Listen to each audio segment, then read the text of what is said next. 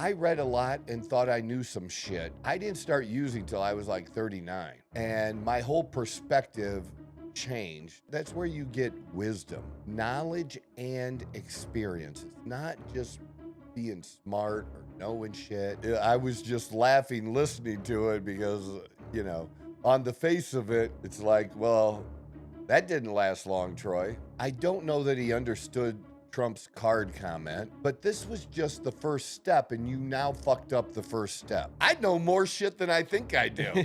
That's pretty good, huh? He had this line in the sand, and if, this or this happened, then they were going to do this, and that happened, and you know what Obama did? Nothing. The truth is, it doesn't matter if you fucking like Trump.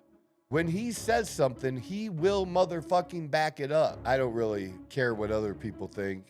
I was totally impressed too with J.D. Vance. Some former Biden administration officials had been advising Zelensky to not take the deal. Fuck you. You're standing with Ukraine over the United States. Take the tie and go home. For both countries. Take the tie and go home. You're fucking us a little bit, we're gonna fuck back. Now, we'd rather not do that, so don't fuck with us.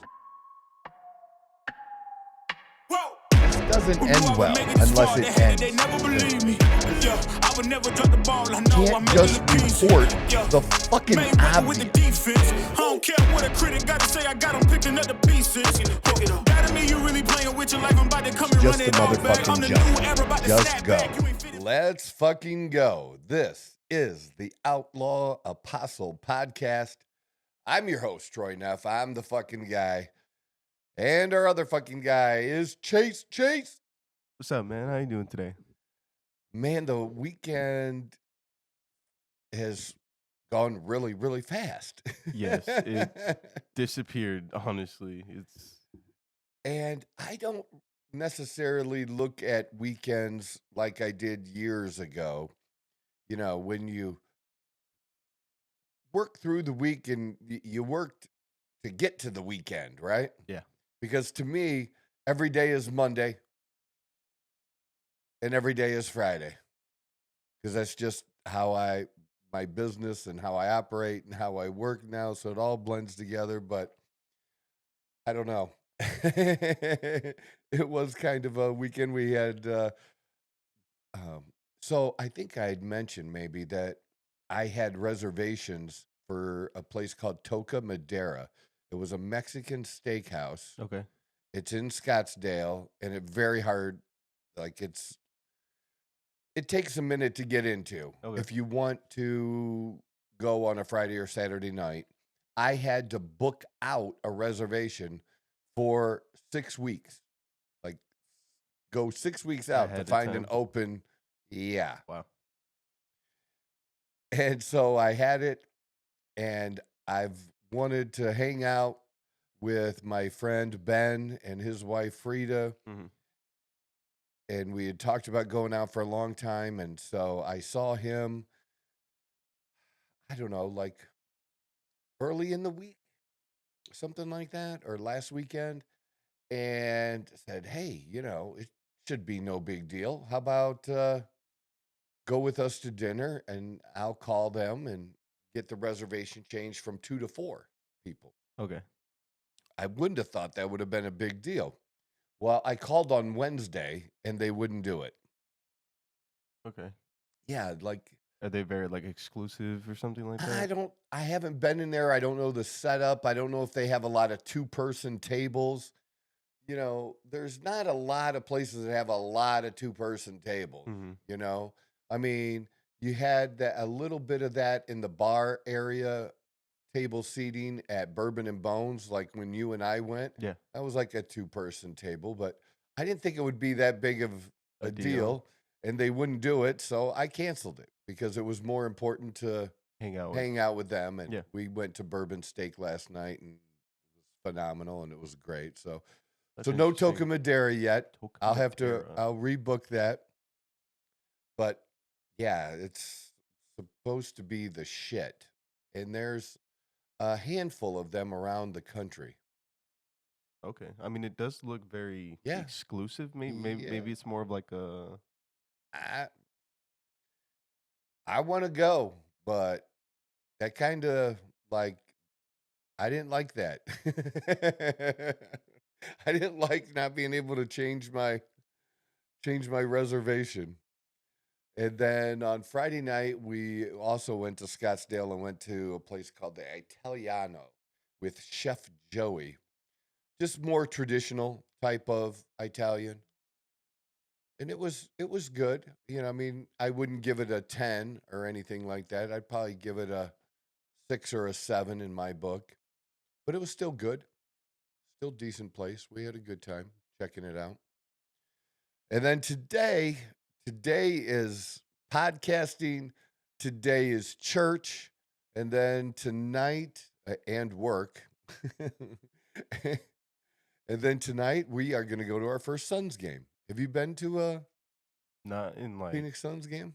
Been a 10 while? years. Yeah. Yeah. It's been a while since I've been to a Suns game. They're playing the Timberwolves. That's going to be a good game. I think That's going to be a really good game. Picked a good game too. We thought about going to another spring training game today. Okay. But we already have tickets for Friday's spring training game. So I was like, might as well try a different sport. Why don't we try this? This looks pretty good. This is a pretty good game because the Timberwolves haven't exactly been playing up to their potential this year. Correct. They've done last year. And I like Edwards. I think he's a phenomenal player. And I don't know, did you ever see the Netflix series where it follows a handful of NBA players and he's one of them? I didn't get to watch all of it. But I saw like a snippet of it. Well, it's on my list. Yeah. Well, I did watch the whole thing, and that kind of, interested in a different me view, in his story, and his play. So, I've kind of been paying a little bit more attention to what the Timberwolves have done this year, and let's just say they haven't worked out well on my draft on the parlays. Yeah. DraftKings. It hasn't been good. I did good the other night though. I did pretty good. I had 3 bets, 2 did well, and one of course just missed. They they lost by 1 point. 1 point. Wow. They needed to win. It was a game they should have. Normally, you'd look at it like, should have been an easy game. Easier. Easy. Yeah, easier. Definitely.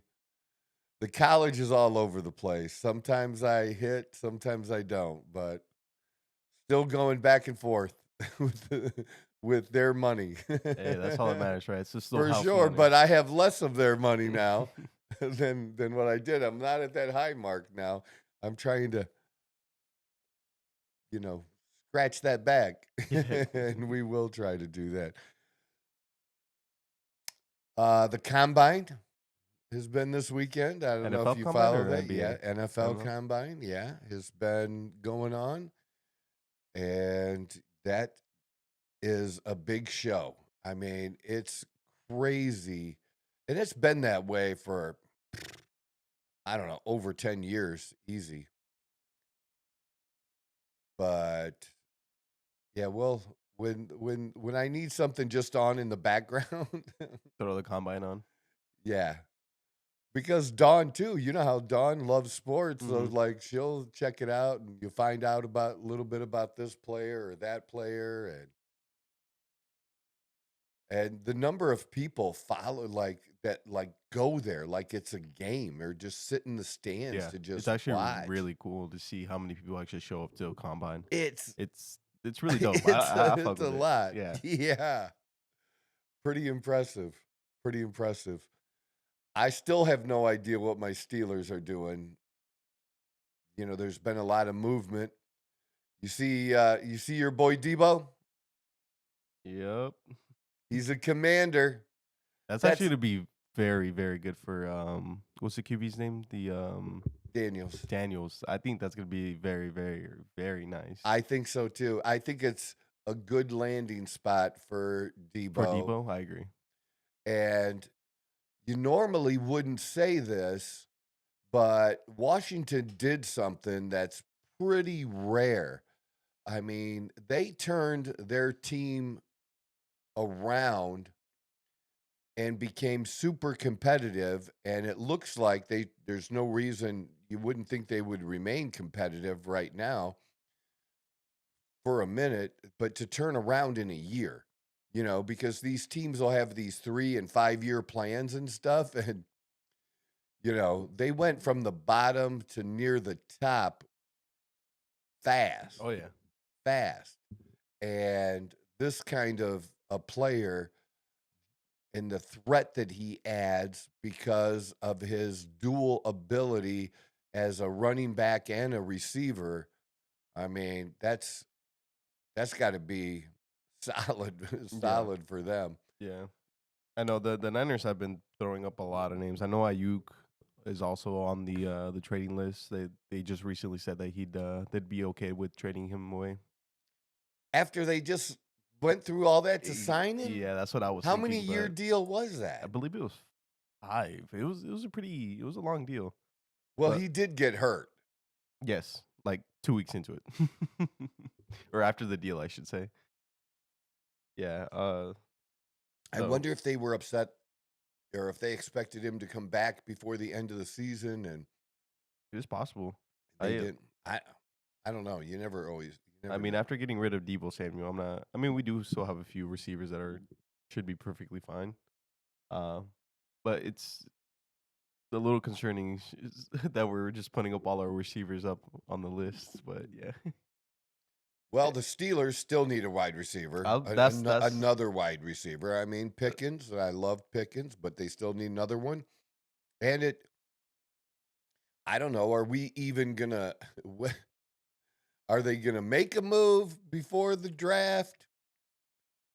You hear Pittsburgh mentioned with different quarterbacks, and then nothing. I really don't like. For me, I'm good with keeping Justin and spending our draft picks on the line, offensive and defensive line. Okay. The offensive line did really well for all of the injuries they had. And then I would say on the defensive line, we need some depth there. We maybe have another year with Cam Hayward, who had another great season, but still, that part of the team is getting a little older and is gonna need replacements. Need replaced. So you definitely want that depth, and I'd rather see it there. And they're gonna keep one of the 2 running backs, and we'll see which one. I still don't know. Still don't know. I just haven't. Because when is the draft? It's soon. It's coming up soon, isn't it? Yeah. April and where 44th. Is it this year? That's been crazy too. Wow. Green Bay, Wisconsin. And it's not. It might not. You don't know what the weather's just because it's April, end of April. End of April, it could be 50, 60 degrees, especially at night. You just don't know. But they did it in Detroit last year, and that was so impressive. Like the crowd and how big it was. Like I've never seen anything like it. What they've turned the NFL draft into is, again, another spectacle. A real show that people tune in, and the eyeballs they get. They do a great job of promoting that stuff. Because I look at it, besides as a fan, and I look at it from a business side too. That's just me, and just very, very impressive. Oh, I didn't see that. 26 is going to be in Pittsburgh. It would be really cool. Yeah, it's right in the middle there. It says future NFL draft location. It says Pittsburgh, Pennsylvania. You know what? It would be really kind of cool. What's up? Be really kind of cool if, we're at a certain place with this podcast that we could live stream that we could go, that we could, be Oh, to talking to places. Pittsburgh. Oh. Yeah. I thought we were just talking about the draft in general. Mm-mm. Okay. That actually be No, really man, dope. I have visions. I have visions, brother. Just like our recent interview with Ron Harris, and we talked about Sam Sulek, Yes. and that I don't know that I mentioned it to you, but since then, Sam Sulek did get his pro card 12 days later. I did see that, yeah. Yeah. And how do I want to see people that follow the sport, you know, some critical. Here's the thing. Okay. At the show that he was at, he deserved the card because he was the best that day. Gotcha. He didn't just get the pro card because of his name or anything like that.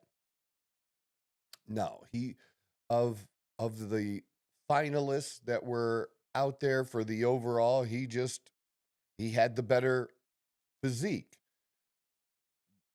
But again, this is the guy's first 2 shows, and it is harder, or it used to be way harder to get a pro card than it is today. Because now they give them, if you finish at the top of your division versus if you finish overall. I mean, there used to be a handful of cards given out every year, and guys would work a number of years to get that card. Mm-hmm. And by the time they reach the stage, when they won their pro card, they had pro level physiques. Gotcha. Okay. You see what I mean? Gotcha. Where now there's a bigger gap, maybe for some, Mm-hmm. between getting their pro card and actually getting to the point where you can, quote unquote, be like you get to call it yourself that, but those guys were a lot closer to their best when they would get the cards. Gotcha. Than what you see now, where he looks great. He did phenomenal. I will absolutely take nothing away from him. I think it's fantastic for the sport. But he absolutely will continue. There's no reason to believe, at least right now, that he won't get better. Yeah. So it'd be better more to give him more of an amateur kind of title than a straight pro. And so I found out, since Ron and I are also Facebook friends. Okay. That, I've commented, we were talking a little bit back and forth on there and talking about this. And someone else who commented on that particular post about this and who predicted he would get his pro card is Sean Ray. And Sean Ray is a legend. Lots of people love him. In fact, my friend Ben that we went out with last night, that is the bodybuilder that inspired him into bodybuilding.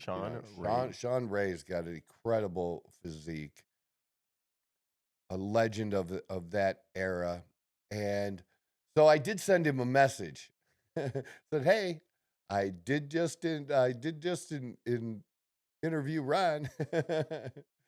Because that's the goal, man. That's getting the foot in the door and getting to talk to some of the guys like this and making that a part of the show, and not just all politics and not just all, football, but health and bodybuilding and, kind of it's you're listening to the Outlaw Apostle Podcast. I'm your host, Troy Neff. I'm the fucking guy.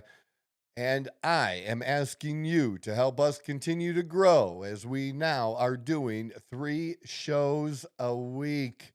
Look for those 3 shows. Hit that notification button after you hit the subscribe, so you'll know when that new show is up.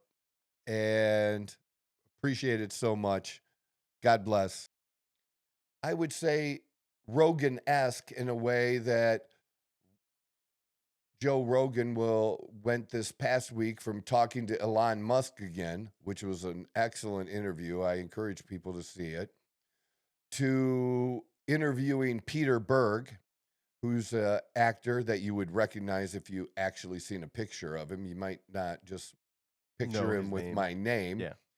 And I believe he directed the movie too. He's also in it. It's not a movie. It's a limited series on Netflix now called American Prime Evil. And evil is EVAL, and primeval is all one word. There you go. Dude, there's some crazy motherfucking violence in this shit. Like crazy, hardcore violence. Yeah.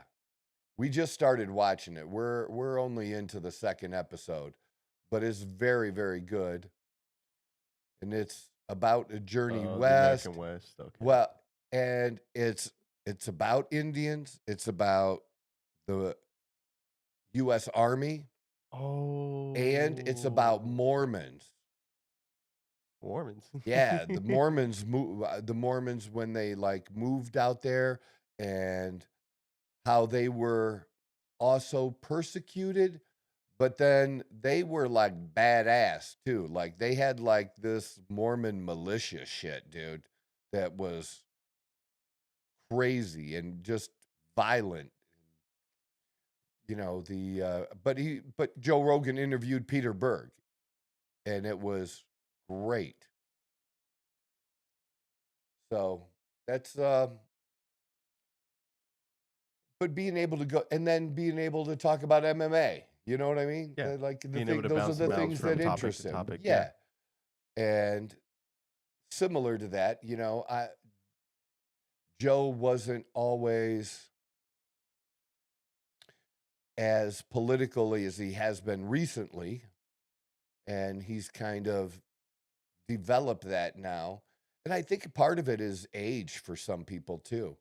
Being at an age where you're old enough and you have some experience, and you really get a better idea of, hey, what's going on in the world, and caring a little bit more, because when you're young, like your main focus is trying to get your financial life started, you know, trying to establish yourself in a house or a career, maybe a relationship. I mean, those are the things that are at the top of the list. Well, you know, 45 to 55, those things should be established for the most part in many ways.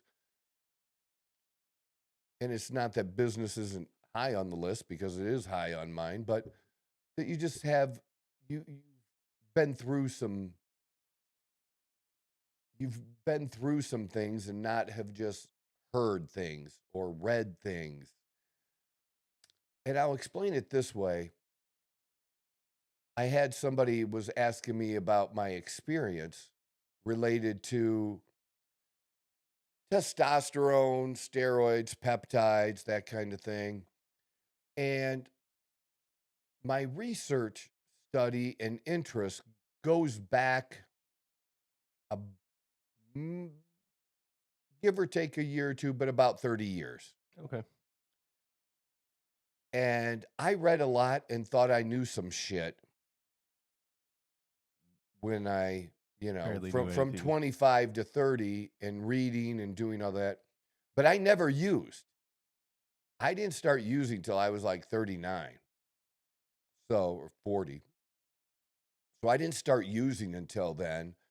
And my whole perspective changed What you actually started within 2 using, yeah. years when I started using and understanding the real life effects, results, and then after a couple years helping other people do the same. Mhm. And the more I added to that list, and you go from helping 10 people to 100 to 1,000 to now over 4,000 people, that real life experience it's totally different. As valuable is as the study and reading and research is beforehand, Yeah. it ends up being 20% and the experience 80%. Yeah. And a lot of people commenting or giving advice are where I was at that beginning, where that 20% is their whole thing because they have no direct experience. They just have what the other people's opinions they've read, other people's podcasts now that they've listened to and what they say about it. And again, it just changes. It changes everything when you have the real life. There is no substitute for real life experience. It's invaluable. And that's where I like to say that wisdom, that's where you get wisdom. It's knowledge and experience. It's not just being smart or knowing shit, having access to information. It's the actual application of it. That's where real wisdom comes in. And I apply those same principles, to the political area too, but that's something that's always interested me. But even so, your own personal real life experience is going to shape your views. Like, I'm not pro union, I'm not against unions. And I've a lot of people are more on one side than the other, but my experience is the very first union I was involved in, the Teamsters, I got screwed, which is when I think I told the story 60 episodes ago. It's so funny that as a young kid in his teens, I worked full time at a pizza crust factory, and they paid shit. They treated the employees like shit. And they ended up bringing the Teamsters in. Some people brought them in, and we were told, and I was young, impressionable. I voted for Teamsters. And then we lost our jobs because we weren't 18. So, they didn't tell us, hey, we're just going to be honest with you here. We'd love to have your vote, but if we do get in here, you won't be working here anymore. No, they left that part out. They left that little part out, yeah. Yeah. And actually, it was a good thing that happened to me. It helped me. I went in another direction, and that direction was big in my life. The mentorship I had with somebody in retail and stuff after that,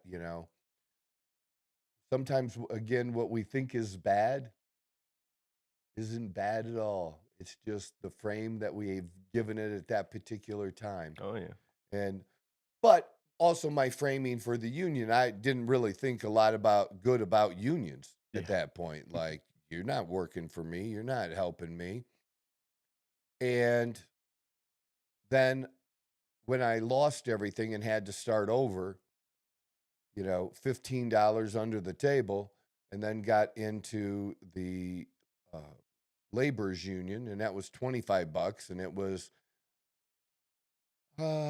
time and a half over 8 hours, which is way better than 8 time. hours?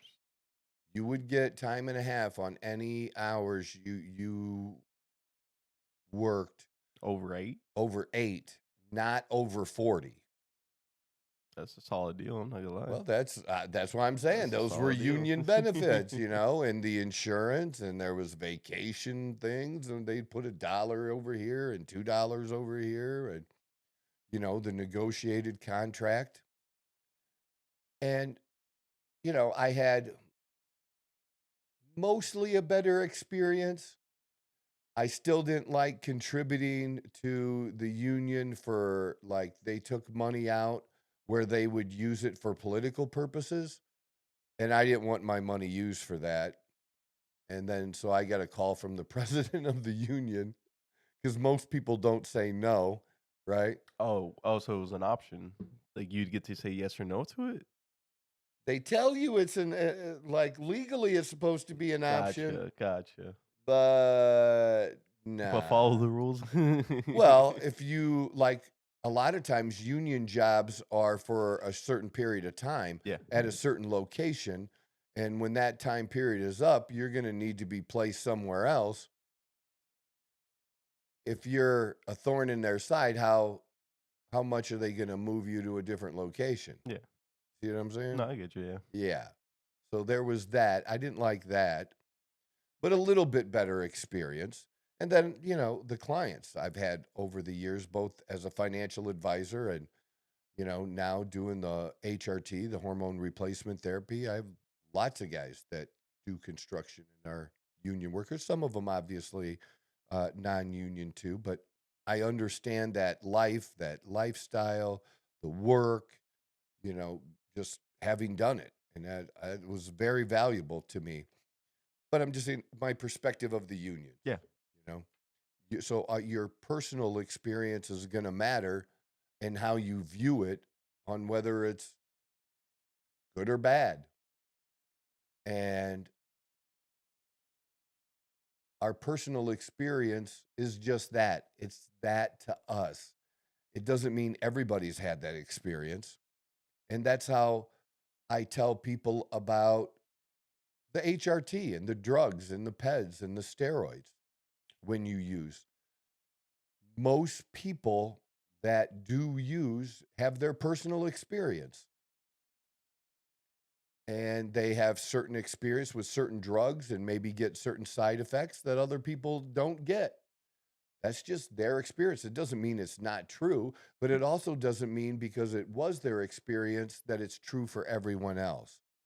And I can maybe sometimes forget that maybe as a worldview, we need to keep that in mind and remember that when we're giving an opinion, we are doing that on the basis a lot as we get older on our own personal experience, and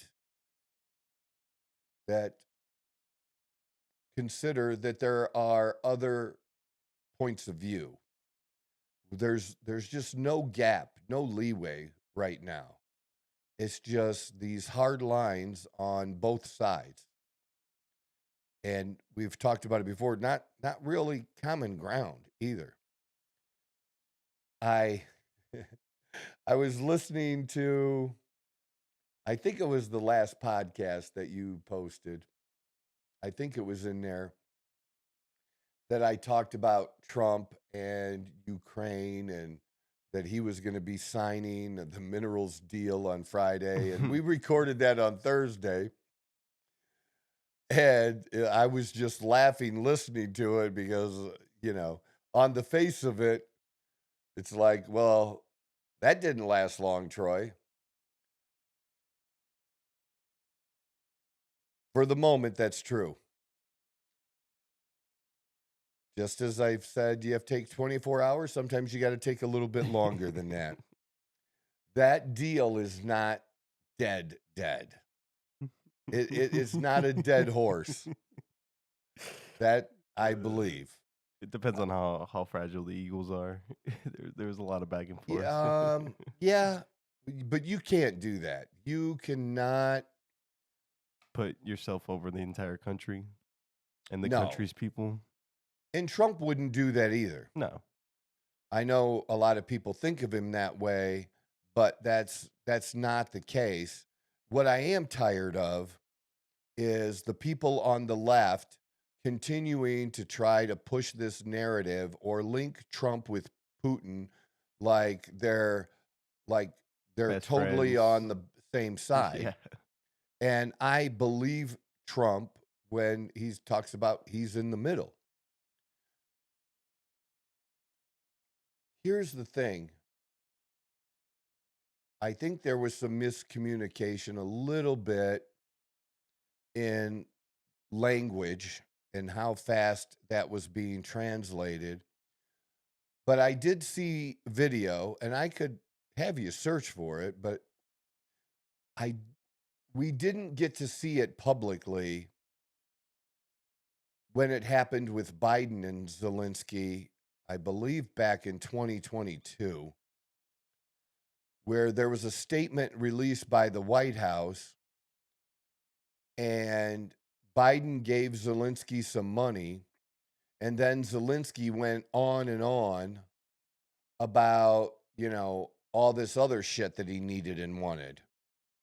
And Biden was like, it got to the point where he was pissed off and was like, he should be more grateful for what we're doing. So I'm not saying it's exact, but it's very, very close to similar situation with Biden and Zelensky. So you gotta, but people today, how many people remember that? That I don't even remember happened? that. Yeah. So he hasn't been the easiest to deal with. And he's gotten a lot. But you don't talk over the president like he did. I think he definitely felt intimidated because every time they would ask questions, because I actually sat down and watched the entirety of it. I think he was just really frustrated that he didn't get his chance to talk or say something about the question on hand or something like that. Especially because Trump was very good at just answering the question and just moving on to the next. And I feel like Zelensky and then especially when they asked him about why he didn't wear a suit. That like his body language changed completely after that question. Like he became very like he irritated almost to the point, and then that's when everything kind of popped off afterwards, where they started talking back and forth and stuff like that. So it was funny to watch the I entirety watched of the it. whole thing, and most people haven't, and I'm glad you did, because that's no, I was interested because that's the best way to understand exactly is of what exactly everybody is going has on. these crazy opinions about it now, and the best way to form your own is to watch it without any opinions. Just watch it. Yeah.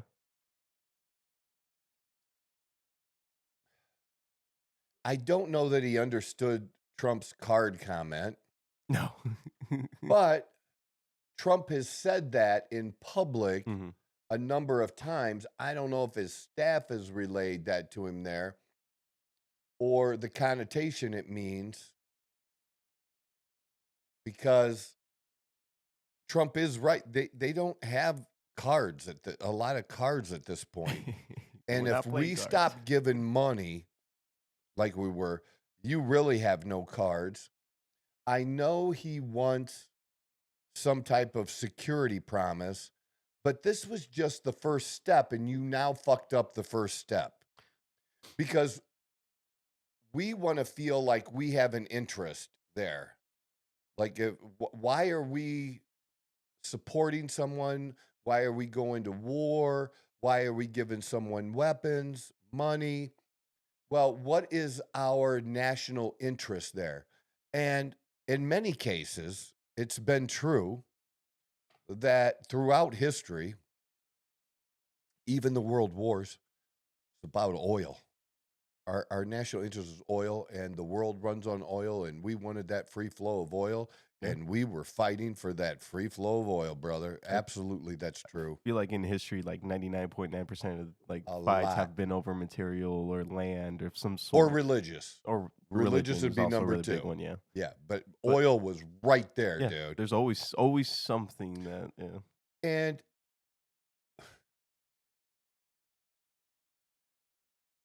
this is Europe's thing. How much are we going to do? Poland didn't get attacked. Germany didn't get attacked. We have agreements with those countries that if something like that were to happen, we have to defend them. That's what NATO is. Ukraine isn't a part of NATO. They're not going to be a part of NATO.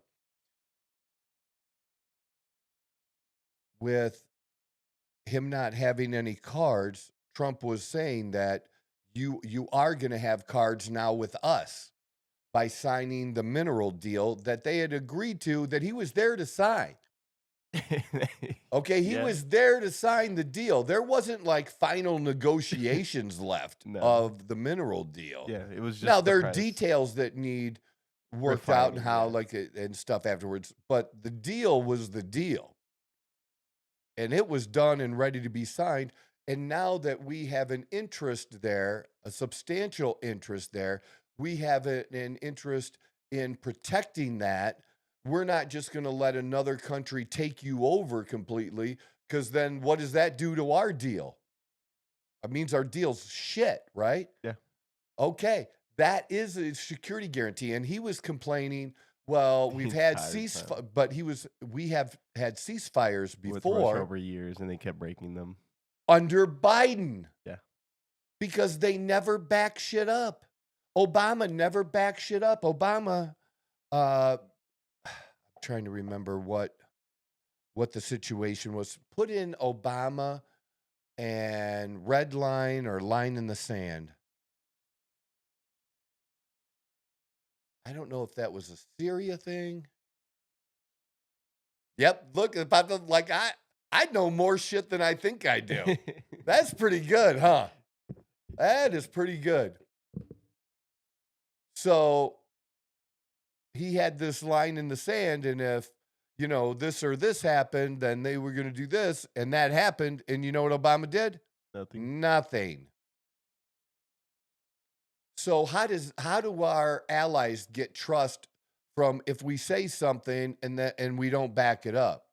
The truth is, it doesn't matter if you fucking like Trump. When he says something, he will motherfucking back it up.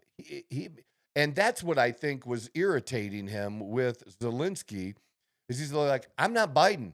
This isn't a Biden thing. This is me telling you that this is going to happen, Yeah. and the ceasefire, not Biden. I get that happened to you and you have some concerns because of that. But don't hold me to that because of Biden. That's not what the thing is. Mhm. And I don't know why there are people that don't get that. Trump is one of the best all-time negotiators in history of people we know about making negotiations. Now, has he always been perfect? No. He made a couple of financial decisions and negotiations. There was a time, I can't remember the name of the property off the top of my head, but anyways, there was a property that he ended up dumping later that he overpaid for. And it's basically because he wanted the property. You know what Gotcha. I mean? And So it it was for wasn't the worth. actual property. It wasn't for like business wise or like financial reasons or something. No, it was for finding, but he really wanted but that. but he really wanted it. So, and you can't want something that bad. You know what I mean? You cannot, you know, you'd have to maybe research.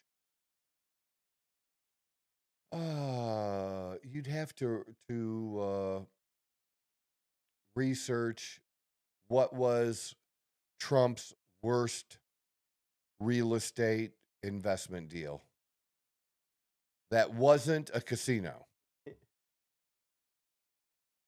I'm trying to remember if it was a hotel and if it was 475.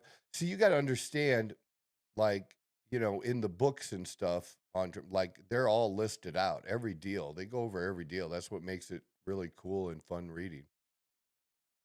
Yeah, it's not the Atlantic City, but they're. But anyways, that's just my point. Not perfect because he let emotion get in the way there.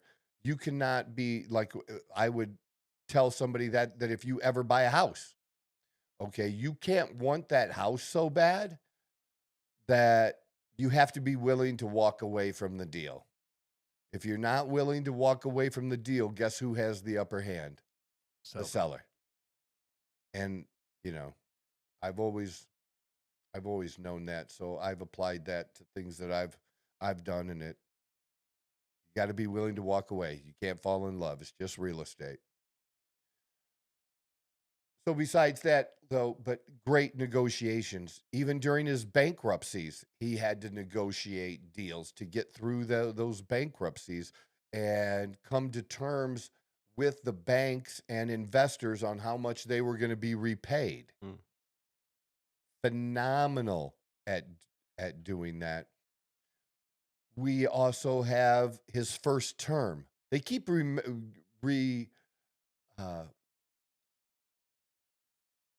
forgetting. I don't know if they forget, but it's like, They brush it aside. you keep saying shit about Trump and this and this and this. We had 4 years. We know what he did and didn't do. And the things you keep saying you think he's going to do that's going to make him a fascist or a dictator, he didn't do any of that before. We have a history of it. So it's not that we're just hoping he's not going to do it. He's demonstrated that he's not going to do it, or that he is going to do other things, and that he will walk away from, from a deal. Oh yeah. And he did. And he kicked them out of the country right after. You know what else? And this is, I don't really care what other people think. I was totally impressed too with JD Vance. And JD Vance, this is how good JD Vance was, in my opinion, is that he was not only able to support the president, he was able to support the president without making him the focus. And like the center of attention or overtaking it with Trump. It's just how he backed the president up. Yeah. Dude, it just demonstrated that how involved he because they always try to say around election time, if a vice president is going to run for president and take over, they just say, well, the vice president was in all these meetings, and you don't know because you haven't heard. The vice president usually disappears. Yeah. Vance has been working and going around the world with the cabinet members, advancing the United States agenda. His start is the best of any vice president in my lifetime. I would have to agree The with start. my lifetime. Now, whether he ends up continues, that's why I said the start. But very, very impressed. Here's the other thing and I did a little Facebook post and video on it, but people should check that out. But I'll give you a little bit of it now. Here's the thing. The other thing you don't do, so when I didn't talk about the motorcycle club on my video, but I could have. I talked about relationships, though. If you're in a relationship with someone, or this was true when I was a member of the Avengers, is that if I had an issue with my brother and we were out in public, or if something came up and other civilians and other people or members of another club were around or whatever happened or whatever was going on, and if there was chaos or, something going to happen going down, my job was to back my brother. Period. In public, back your brother. And then later in private, if there was something that needed to be said, you do it in private. And then if you needed to include any officers in that, you would get officers involved as well. But you backed your brother in public, and in private be like, dude, what the fuck were you doing? Starting shit or doing you don't do that. Like whatever the issue was. But you don't make your brother lesser in public. And I believe that's the same for relationships with a girlfriend, with a wife. You support each other. And I've had the opposite before in a relationship where my partner wasn't even there. It's like, you don't even know what happened. And you're putting the blame on me because of confrontation with someone else. You're supporting someone else and not me. That dude, that does not work. Yeah. It just does not work. And I feel like Zelensky did a little bit of that too, you know, Yeah. right? He pushed himself into that hole. That's for sure. Yeah. Yeah. No, Like I agree with that. you don't do that in public, and you certainly don't do it in In the public Oval Office. with this motherfucking president. Of all presidents, Yeah. you don't do that. Yeah. I mean, Trump has not changed. No, he has not. What do they not get about that? Like, this is it, and this is his line, and what he backs and believes, and he's not gonna go for that kind of shit. You can't. I mean, look what he did. We talked about it. Look what he did to that governor of Maine. You know, like when they were talking about the transgender in sports, remember? Oh, gotcha. And he yes. ripped her, Yes. you know, yes, when yes, she yes, yes. said her stuff. You know, immediately after that, like 2 or 3 investigations within 2 hours were opened against Maine. Really? Yeah, dude. Wow. Quick to it. Dude, what he does, the staff is right there. Yeah. Here's another thing that I didn't know that I learned after this Zelensky thing too, that there is a belief that, or it's been said that some former Biden administration officials and Obama officials had been advising Zelensky to not take the deal. Dude, you can't have that. You can disagree with Trump, but you can't, nobody can, not people who have been that high up. You can't go around a current president and go against our country and talk to people like that. That's called a violation of the Logan Act. And it's been done before, but nobody's really been prosecuted for it in a long, like 100 years or whatever. There's been talk of it from time to time because there was somebody that said that, like, it sent a message to China, if I remember, and they said, hey, if anything goes on, just talk to me. You know, we're not going to, like, going around the president. And then there was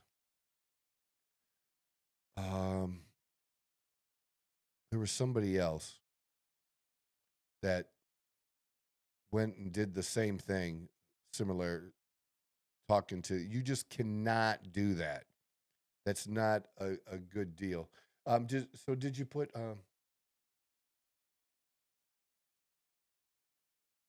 you know what's crazy still is you put that up there and it's not giving you What I'm direct trying to look for. answers. Yeah. And I don't know how far, you know what would be better? Like, do you have access to my Chat GPT? To Probably. yours? No. Yeah. We need to make sure But- you have access to my Chat GPT on here. Because I'd love, now I have to push Chat GPT sometimes too. Ask it like a few more questions to get Yeah, it there. because sometimes it'll want to give me the more of the woke answer. Yeah. And you have to push it, but it will give it to you eventually. It'll couch it in some phrases, but it will give it to you, right? And I love it. Eventually, yeah. Yeah, but easier than I found than Google and shit. Oh, yeah.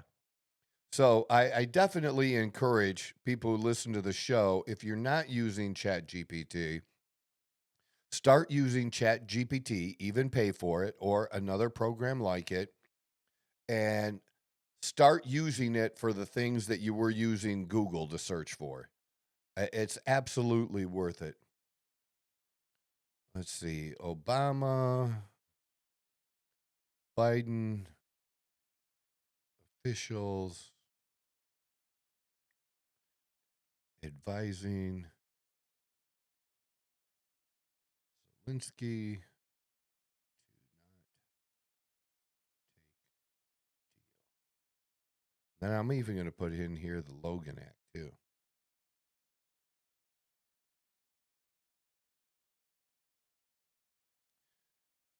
And like for me, I have lawyer friends too. Nice. And so lawyers are always big on this. See, I got something that came up right away What? that you didn't. Yeah, I'll share it with you, and then it'll give you links after that, right? Yeah. Yeah, so it summarizes it for you, which I love. So from different places, this is from The Guardian, and The Guardian is no liberal or is no conservative thing, right? Not a conservative paper. Recent reports suggest that prior to Ukrainian President Zelensky's contentious meeting with Trump, certain Democratic figures advised Zelensky to reject a proposed mineral deal. The guidance reportedly led to heated exchange. There you go. Huh. The Logan Act is a U.S. federal law that prohibits unauthorized citizens from negotiating with foreign governments in disputes involving the United States. Enacted in 1799, it aims to prevent individuals from undermining government positions. However, the act has rarely been enforced, with only 2 indictments.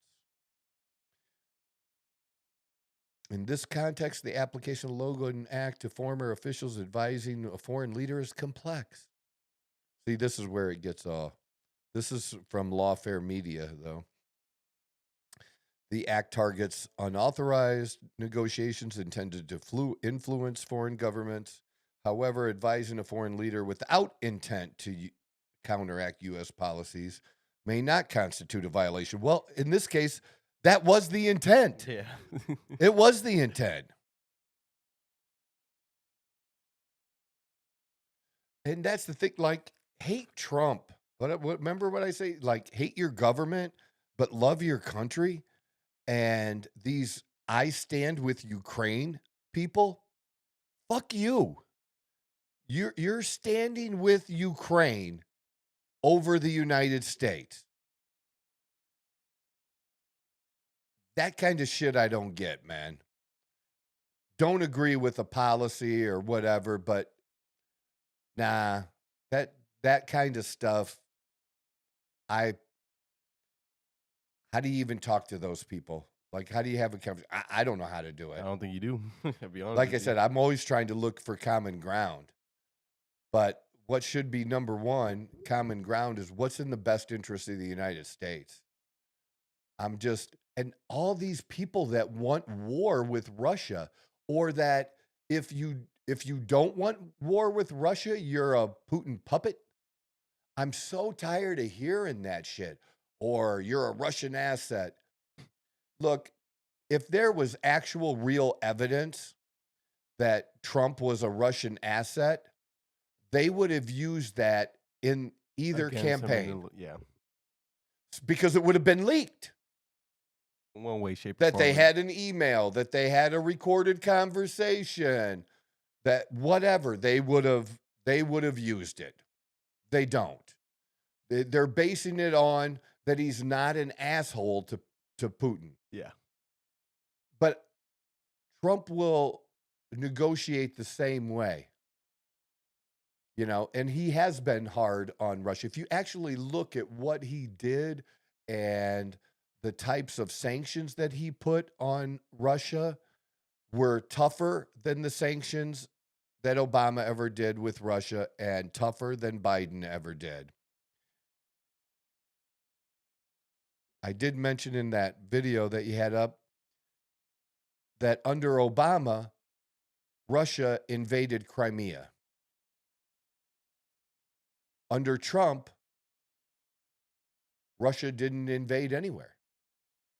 Then under Biden, they thought it was okay to invade under Biden and invade Ukraine. Now, they're for peace too. They've had some losses.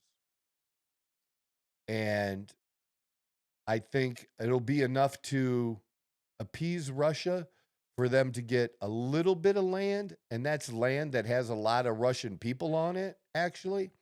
A little bit of it. Ukraine's not going to keep everything that like their original border is not going to end up intact, but they're not going to lose a ton, just a little bit. And then they want, assurances. Russia does that about allowing Ukraine in NATO. That's just a no-go.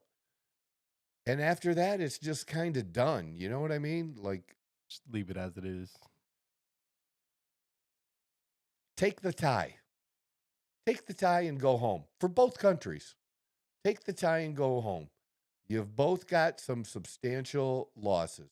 And there are people say, oh, it's better for the United States because Ukraine weakened Russia.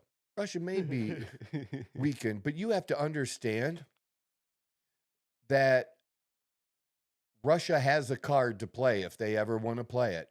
And they did say they opened that door to using maybe a low-level nuclear weapon, but they did open the door to use a nuclear weapon. Okay? And that's where Trump is talking about, y'all are playing with World War III here. Okay? How much do you want to put Russia's back against the corner? Before someone does something, yeah. Absolutely. Yeah. That's not a good thing either. I believe Trump truly wants everyone to make money. Everyone to make money. Why can't, I think I even heard Putin said, well, hey, we have minerals. We'll make deals with you. Why can't we be more prosperous? We don't have to be best friends.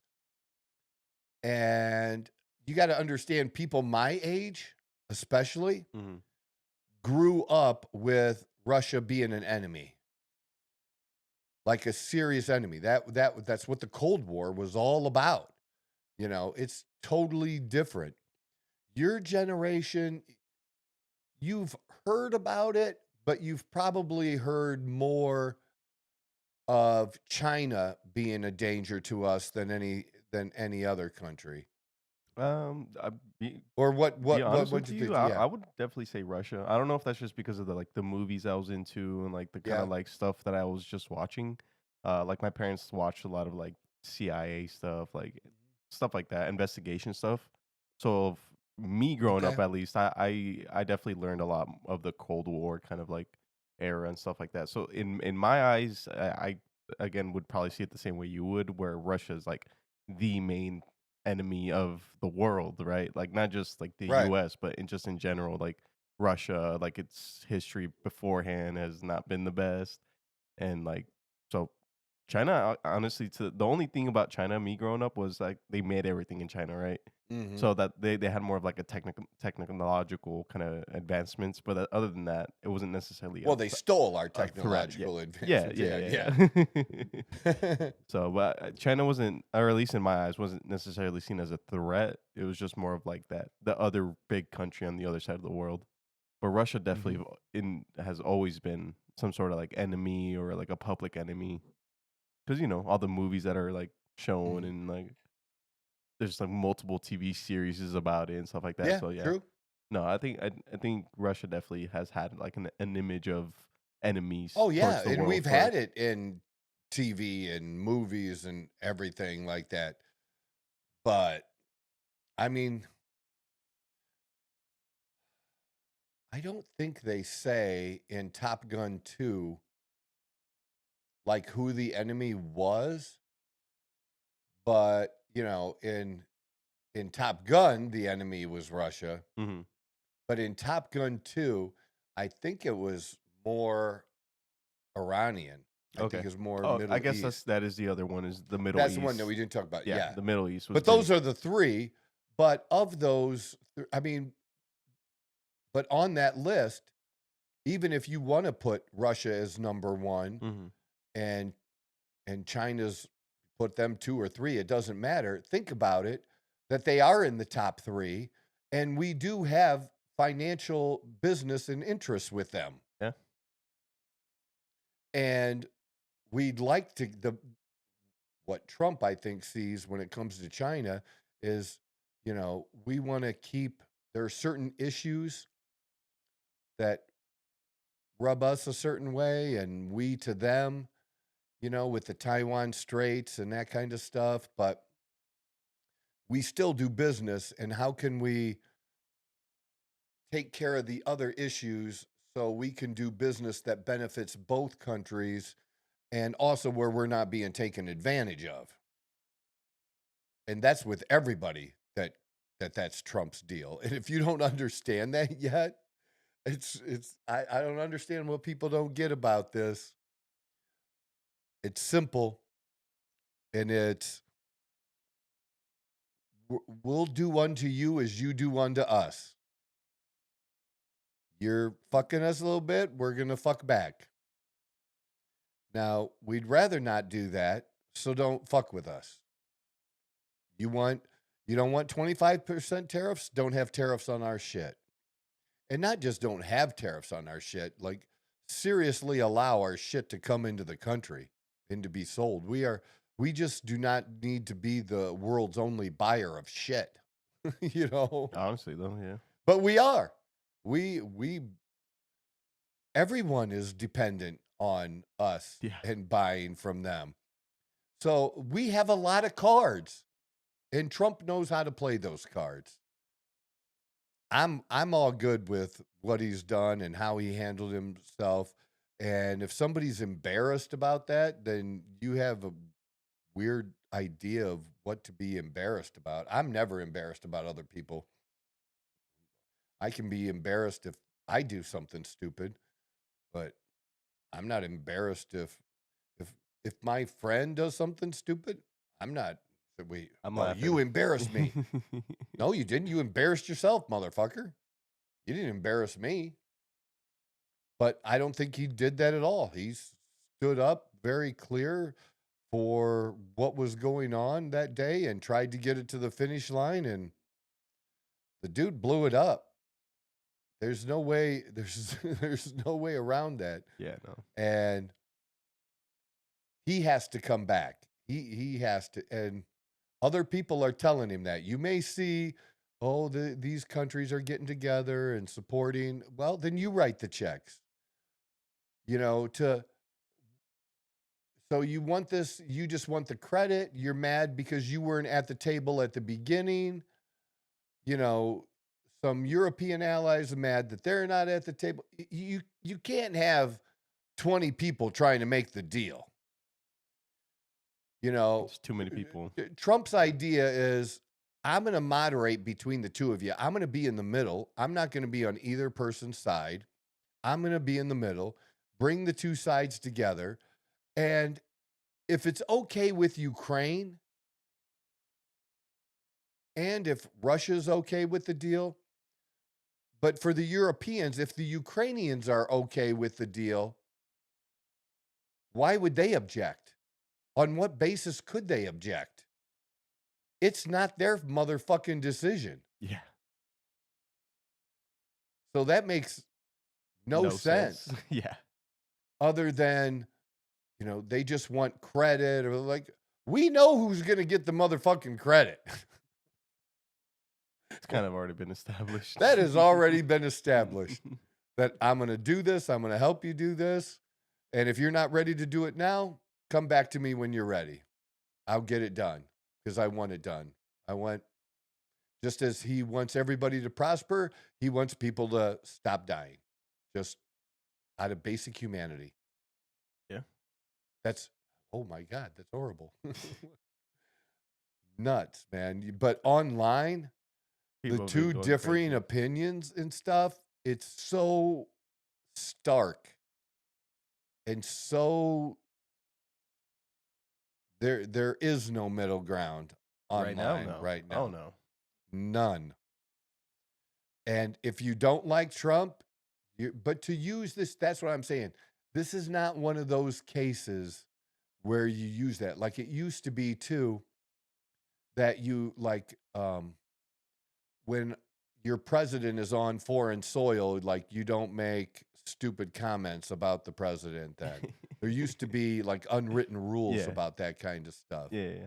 And all of those rules have been torn down now about just being smart. But I don't think it's smart. What this whole thing has shown is how dumb it is to attack your country and president who's trying to make a deal and not stand with them. Say, look, what do you say then? You say, I'm for peace. I'm for the situation being resolved. Maybe I would have handled it a little bit differently, but that's probably true on both sides. There's a way to make their opinion different without it being Argumentative. almost like a traitor. I think you're a fucking traitor if you feel that way. And these people don't understand what they're even doing in backing Ukraine or Zelensky. He is not a motherfucking hero. How many, I've said it before, can you imagine Trump imposing martial law? They would go nuts, man. And especially if he did it in year 3 and elections weren't held then, because that's what happened in Ukraine. They're a year and a half past when they were supposed to have elections, and their excuse now is, well, we can't have elections during martial law. Okay. And then what Zelensky, and here's what I had to dig for yesterday. Okay, that just doesn't come up, was what Zelensky did to some churches in Ukraine and attacking churches. Attacking churches? Yeah. Interesting. Yeah, you have to dig to get into that and push the questions for Chat GPT. Like, why just say, come on, man, that's not it. You know what I'm looking for. You know what I'm looking for. Yeah. So then it started to give it to me. And what else besides that? There was, the journalists. What they've done, shutting down certain media and journalists and jailing people. Like, look at Ukraine. Yeah, that's what dictators do, dude. Yeah. That's what they say. Well, how is Zelensky a dictator? Because he's actually doing dictator shit. He's acting like a dictator. Yeah. Okay, you all accuse Trump of being dictator, all the while he hasn't done anything to demonstrate that. A demonstration of Trump being a dictator would be him being told by the Supreme Court that you can't do something, and he did it anyways. That would be an example. Okay, well, we have those examples over there. For Zelensky, yeah. For Zelensky.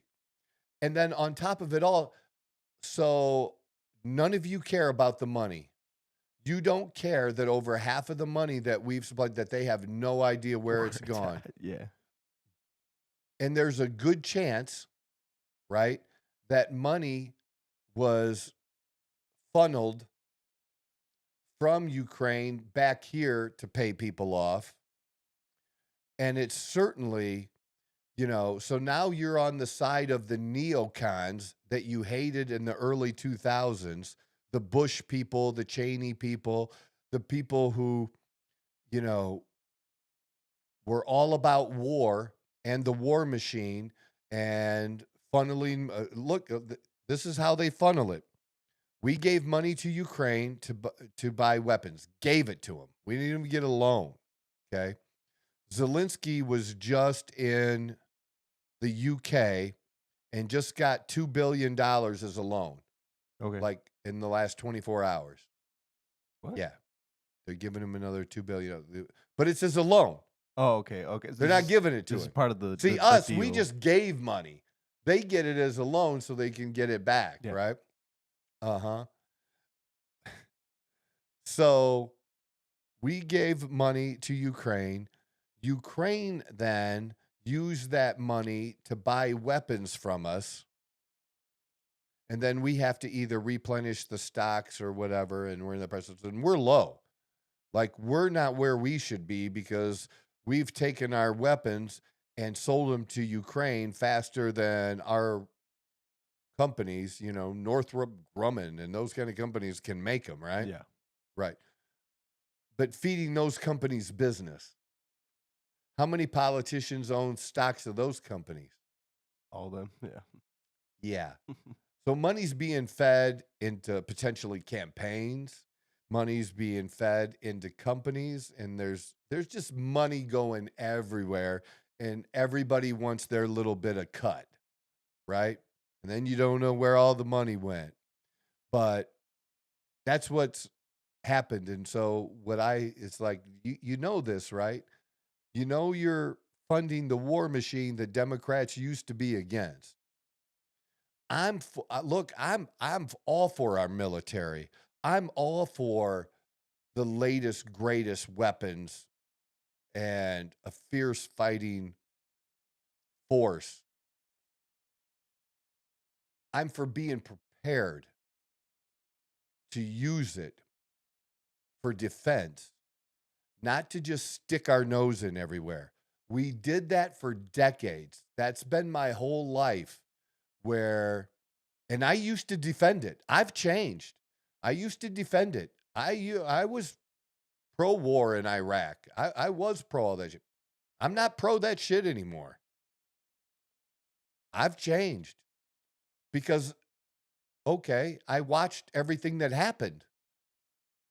Now it's not just guessing. I see how it started, how it was conducted, and what have the results been since the conclusion of it. And the truth is, it wasn't worth it. And in the process, I used to defend them as well, that what they told us was the truth. And small bits of it was, but we got a lot of lies in that as well. And it sucks to admit that you believed people that were lying to you, because you figure, man, how did I buy that? Why did I believe them? You know, that's a little guilt that we feel sometimes. And so sometimes we don't want to believe it. Like in relationships, your significant other's lying to you and you just don't want to believe it. Yeah. Well, believe it. These people were doing this shit. And Democrats used to be opposed to that shit. And now they and some Republican elites, you still have some leftovers that, we're still trying to, as inclusive of a party as Republicans are now, those are people we don't want those people. And that's like the Mitch McConnells that we've talked about. Now, we don't need you anymore. Anyways, I'm kind of I'm trying to like put a timeline on it when I think it's going to be fairly quickly. Did they get a deal done? Faster than people think. Oh, So I think it's going to take a while. Yeah. I do. I understand. I'm going to go 2 to 4 weeks. Oh, okay. All right. Yeah. I mean, that's a reasonable timeline. Yeah. Maybe like 2 weeks and the fence is mended a little, and then enough to make the deal. Enough to make the deal. Enough to make the deal. At this point, that's just what Trump cares about, is just getting the deal done to get the killing. And he was right.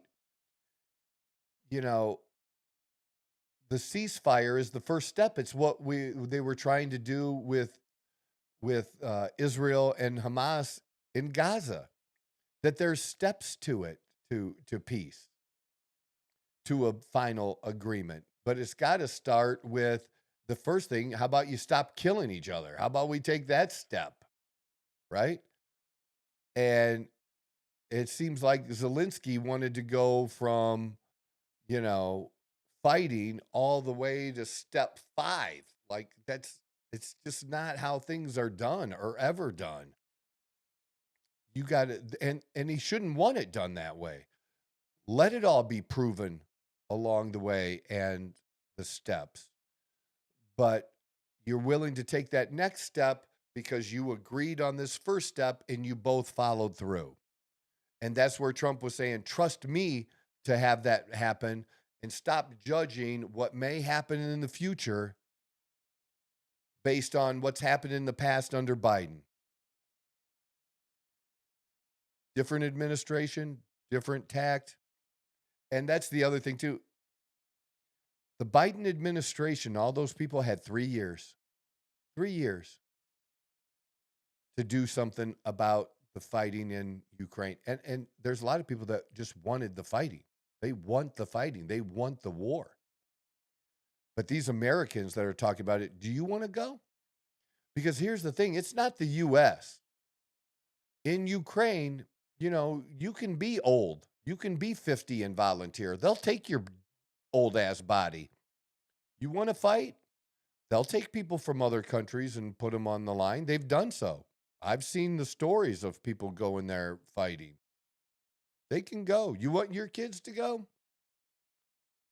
You send your kids. This is not the hill I want my kids to die on, because American freedom is not determined by what happens in Ukraine. It's just not. Not that it's not serious, not that you shouldn't invade another country. But again, that's happened, right? Mm-hmm. Since the beginning of time. We just keep repeating this since the beginning of time. This is not unusual. Yeah. Not unusual. So I didn't know that it was going to kind of go that way. We did get a little bit of other stuff in there and kind of segued over. That wasn't too bad. No. But also want to remind people to check out the Ron Harris interview. You people into fitness and bodybuilding, great perspective.